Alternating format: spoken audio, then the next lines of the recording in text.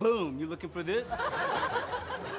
Welcome back to BoomShot. I'm Kale. This is Colby. Yes, sir. And we are fresh out of Thor: Love and Thunder, and we have to say we've got some thoughts about it. Actually, we'll hold off. So before we get into the video, spoiler warning: if you haven't seen it yet, please go watch it, and then come back and watch this video. And let's go ahead and jump right into it. Okay.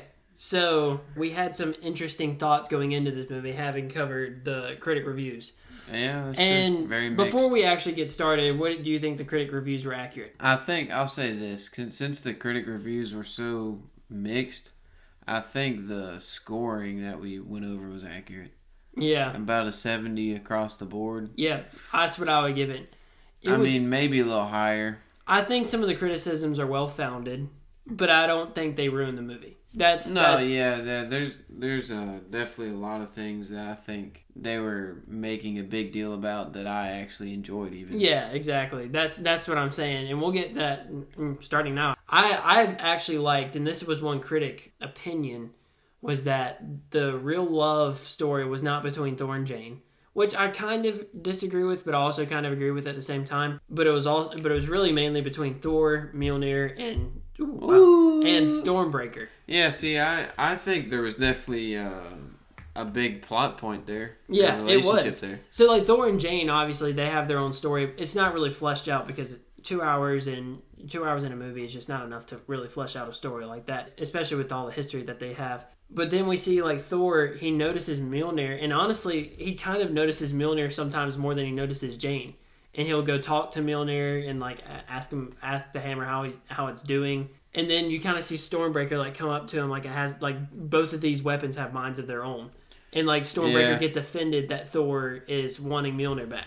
See, that's what's kind of weird to me is like in Endgame when Cap and Thor accidentally switch Stormbreaker and Mjolnir, Thor's like, "Nah, I get Stormbreaker." Yeah. So did he change his mind? Does he want Mjolnir back now? I guess so. Yeah, I guess so. Maybe because I think it may be a pride thing, and here's why. Because everybody can pick up Stormbreaker. Not everybody can use it properly, but everybody can pick it up. Only he can pick up Mjolnir. Only he and Cap, really. And I guess Jane Foster, but she's sadly dead. Yeah, it could be. I mean, I think he definitely has the strongest attachment to Mjolnir. As we see at the end of the movie, he chooses that over Stormbreaker. Yeah, so at the end of the movie, Thor now has a kid. Finally, someone he can love. Yeah, that hopefully won't die. Hopefully, every single other person has. Yeah, that's something, dude. That actually, so he ends up taking care of Gor's daughter, and I guess they just go around places and fight bad guys all around the universe. Yeah. She wields Mjolnir, and I guess because she's born out of eternity,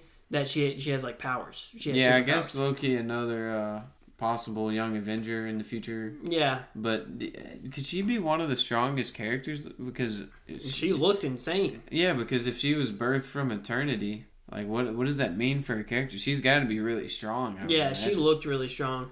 But that's pretty much how the movie ends, and that, I guess, is the Thor love for his daughter and Thunder, because, you know, they bring down thunder on their enemies. So, one thing with when they entered the gate to make the one wish, the gate to eternity. So, I guess you only get one wish ever in the history of history? That's what they made it seem like. Like I said, I've never heard of eternity before this. I had heard of them.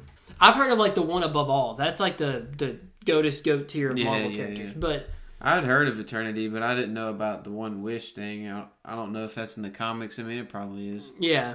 But correct us on that. What I'm confused about is Gorr went in there, and so he got his wish, his one wish, and then Thor and Jane went in there. So did they not get a wish for themselves because they also entered the gate? Or is it looked like Thor was kind of like, "You're okay, Gorr's going to make his wish, and I guess that's going to be the wish for all of eternity."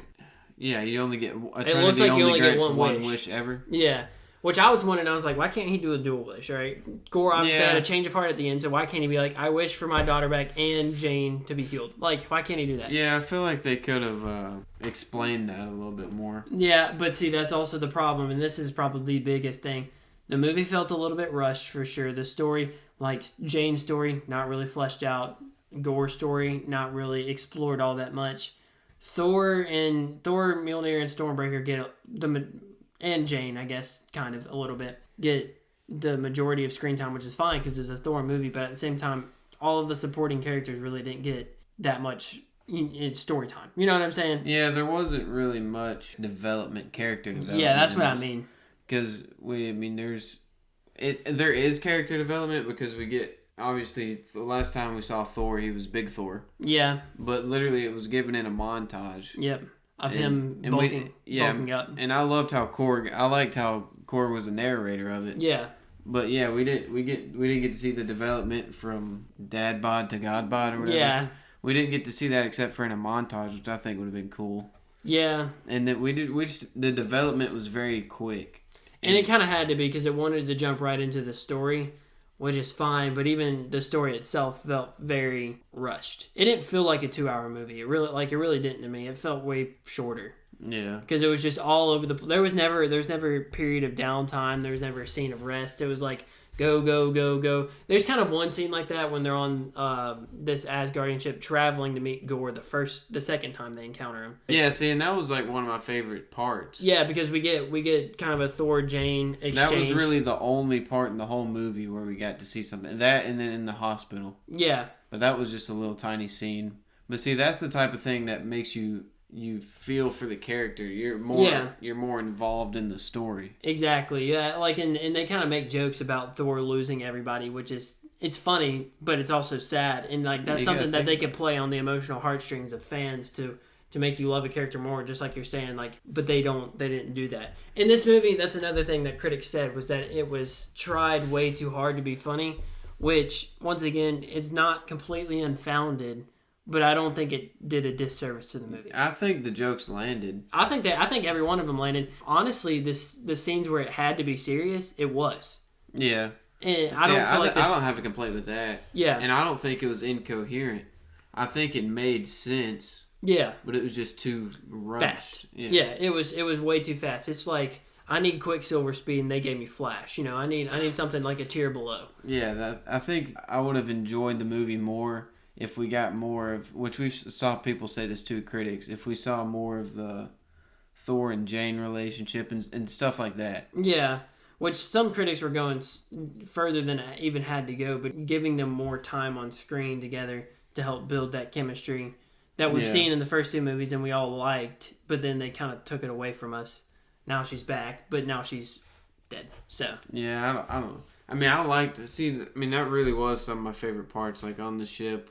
Definitely in the hospital. That was probably my favorite part. Yeah, because that was really touching. See, that's what I love. Yeah, stuff like that. The scene before the final battle, Jane and Thor. Because I don't really think we talked about this earlier, but Jane and Thor are in the hospital, and she's got stage 4 cancer, obviously. And the side effect of using the hammer, it allows her to have powers and to be kind of normal, but it also drains her life as a human. Yeah, it has it gives her a positive effect and a negative effect at the same time. So she's gotten progressively worse, and she's in the hospital, and they're telling her that she's got a chance to live. And she's like, Thor, I'm going to go help you fight Gore the God Butcher. I don't want you to die. And Thor's like, no, I won't let you go. Now that we're talking about it, that was my favorite part of the whole movie. Yeah, and she was like, what happened to, because earlier on the boat, they were talking about how they're going to live their life together, throw caution to the wind and all that stuff. And they said, I love you because I love you. And she was like, what happened to throwing caution to the wind? He said, well, I love you. I've always loved you. And it was a really nice exchange to see that. We got to see some emotion from Thor and Jane. Yeah, I'll say this. I think without that scene, obviously we all love Jane. Mm-hmm. But without that scene, just watching this movie as a standalone, her dying at the end wouldn't have felt nearly as tragic. No, it wouldn't have felt like that at all. It felt like, oh, well. Because she really sacrificed. Thor probably would have died. Yeah. And she came back, and she was like, dang, man. Mm-hmm. Like, you had to feel for Thor. Like, yeah. She just saved his life by sacrificing hers. And the worst part was that she didn't die in battle. She lost the hammer, I guess. And instead of dying in battle quickly, she has to suffer through her last moments as a stage 4 cancer patient with no care. And so you slowly, it's a progressive thing. You watch her die, pretty much, in his arms. And it would have done a lot better if they would have just given them a lot more time on screen. So I definitely do agree with critics on that one. Yeah, I think, I was just thinking this while we were talking about, what that reminded me of a lot was the scene with Alfred and the Batman in the hospital. Yes, and dude. that was my favorite scene of that whole movie, probably. That and the Batmobile scene. Yeah, the Batmobile. Obviously. But I mean, that probably was. I said it in our review. I think. Yeah, the you scene did. with Alfred in the hospital was really touching, and that's how I felt with the hospital scene in this. I agree. It was really good. This movie, and to kind of sum up, we've given you a story. We've given you things we liked, things we thought weren't so good. This movie to me is like the epitome of dumb fun.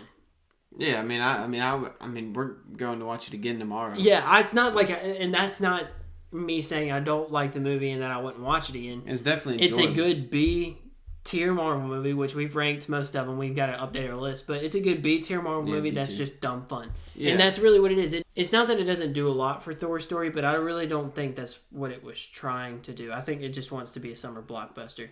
Yeah, that's really what it seems like to me. Yeah. They kind of gave us a little bit of a tidbit of Thor's story, giving us, hope with Jane and stuff like that, and giving us more of that relationship. But at the end of the day, that was not its main focus. Yeah, it was. I mean, it was really enjoyable. I mean, Korg was great in this movie. I thought. Yeah. He is funny as he always is, and then obviously Christian Bale was horrifying as gore. Yeah, and insanely good. Which I don't know how we've gone this long without talking about how. Which we haven't really talked about any of the acting, really either. Yeah, all the acting was really good. Yeah, and like all of that stuff was a given. I'm not worrying about being emotionally or not emotionally involved, but involved in the movie because the acting is so bad.